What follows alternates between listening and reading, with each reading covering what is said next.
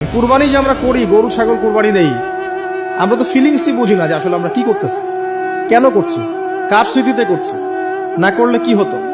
কারণ এখানে সবচেয়ে বড় কথা ছিল নিজের জীবন কুরবানি করা, নিজের জীবনটা কুরবানি করা। নিজের জীবন না আছে, আল্লাহ আমার কাছে একটা খাসি চেয়েছেন, একটা গরু চেয়েছেন, একটা বাহিমাতুল আনআম চেয়েছেন। এখানে তো আমার নিজের জীবনটাই দেওয়ার কথা ছিল। ওটা না নিয়ে আল্লাহ পাক বলেছেন যে বাহিমাতুল আনআম একটা দিলেই হবে। তোমার কাছে ওটার গোশতও চাই না, চামড়াও চাই না, কিছুই চাই না, তাকওয়াটুকু চাই।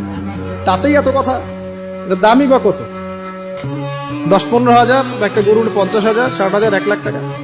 1 লাখ টাকাকে আপনি সন্তানের মূল্য দিয়ে হিসাব করতে পারবেন? তো এখানে মূল জিনিসটাই হচ্ছে আল্লাহ পাকের হুকুম। আল্লাহ পাকের হুকুমই সবচেয়ে বড় কথা। এখানে নেকিটা বড় কথা না, বড় কথাটা কি? আল্লাহর হুকুম।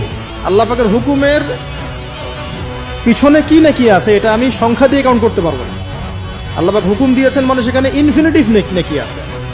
ওটা 1 লক্ষ, 2 লক্ষ, 5 লক্ষ দিয়ে হিসাব করা যাবে। এখানে কেন কুরবানি করছি?